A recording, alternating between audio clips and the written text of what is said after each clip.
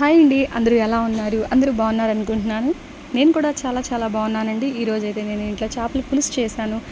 అది కూడా మా అమ్మ దగ్గర నేర్చుకున్న టైప్లో అండి. ఇది చాలా సింపుల్ అండ్ ఈజీ మెథడ్ కూడా అండి. మా అమ్మ చేసేలాగా నేను చేశాను. చాలా టేస్ట్గా ఉందన్నారు మా వారు. ఒకసారి అయితే చూసేద్దాం ఎలా చేయాలి ఏంటి అనేది. పచ్చిమిర్చి, టమాటా అండి అండ్ ఆనియన్స్ సన్నగా తరుక్కోవాలండి. చిన్న చిన్న ముక్కలు అయితే చాలా టేస్ట్గా ఉంటుంది. పెద్ద ముక్కలు అయితే దీనికి కట్ చేయకూడదు. రా ఫిష్ అంటే బాగా ఫిష్ ఇదైతే నేను కడగలేదండి. నాకు కడగడం అస్సలు రాదు. చేపలంటే కూడా చాలా అంత ఇంప్రెషన్ ఉండదు దాని మీద, స్మెల్ వస్తుందని చెప్పేసి నేను మా మామయ్య వాళ్ళు నీట్గా క్లీన్ చేసి మరీ పంపించారు. వాటిని మళ్ళీ నేను ఒకసారి కొంచెం వాటర్లో కడిగేసేసుకొని వాటిని ఆయిల్, కారము, కరివేపాకు అండ్ చింతపండు పులుసు అండ్ సాల్ట్ సరిపడా తగినంతగా నేను వేసేసుకున్నాను. వాటన్నిటిని చక్కగా చేత్తో మిక్స్ చేసేసుకున్నానండి. ఇలానే మిక్స్ చేస్తుంది మా అమ్మ కూడా. నేను అమ్మ దగ్గర చూసి మరీ నేర్చుకున్న కర్రీ ఇది. చక్కగా మిక్స్ చేసేసుకొని స్టార్టింగ్లో కొంచెం అల్లం వెల్లుల్లి పేస్ట్ వేసుకున్నానండి. అలానే వేసుకోవాలి కూడా. వేసుకుంటే వాటికి ముక్కలకు బాగా పడుతుంది. చక్కగా మగ్గేటప్పుడు చక్కగా అల్లం వెల్లుల్లి పేస్ట్ తీసేసుకొని చేతితో చక్కగా మిక్స్ చేసుకున్నాను మొత్తం ముక్కలకు పట్టేలాగా నీట్గా. కొంచెం అవసరం అయితే లైట్గా వాటర్ కూడా వేసుకోవచ్చు. అంటే చింతపండు పులుసే కొంచెం ఎక్కువ తీసుకుంటే సరిపోతుందండి.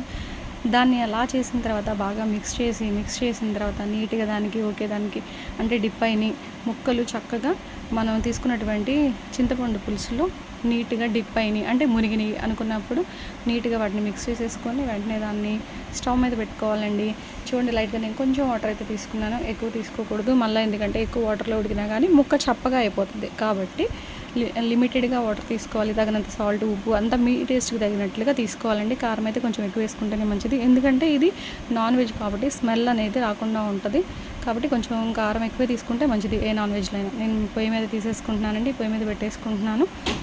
చక్కగా వాటర్ తీసుకోకూడదండి, లిమిట్గా తీసుకోవాలి. లిమిట్గా వేసుకున్న తర్వాత దాన్ని నీట్గా మిక్స్ చేసుకున్నామని మనకు అనిపించిన వెంటనే దాన్ని పొయ్యి మీదకి తీసుకోవాలండి.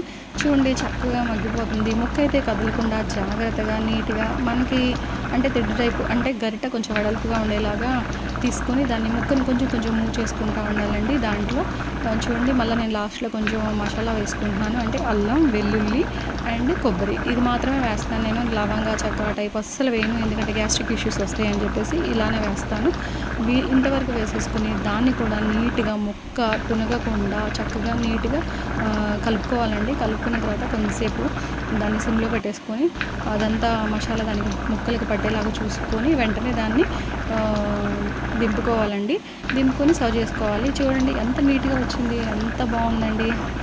కారంగా ఎర్రగా ఆయిలీగా అబ్బా మస్తు టేస్ట్, చాలా టేస్ట్ వచ్చింది కూడా అండి. మేము తినేసాము, చాలా చాలా బాగుంది. మీకు కనుక నా వీడియో నచ్చినట్లయితే లైక్ చేయండి, షేర్ చేయండి, సబ్స్క్రైబ్ చేసుకోండి. లైక్ చేయట్లేదండి, లైక్స్ ఇవ్వండి, కొంచెం నాకు హ్యాపీగా అనిపిస్తుంది. నేను నెక్స్ట్ గోంగూర అయితే మా అమ్మ చాలా బాగా చేస్తుందండి. మా అమ్మ దగ్గర నేర్చుకుంటున్నాను, ఈ వంటలన్నీ నేర్చుకున్నాను. ఆమె ఎలా చేసినా టేస్ట్గా ఉంటుంది. నేను నెక్స్ట్ ఇంకో ఐటెం చూపిస్తాను. లైక్ చేయండి, షేర్ చేయండి, సబ్స్క్రైబ్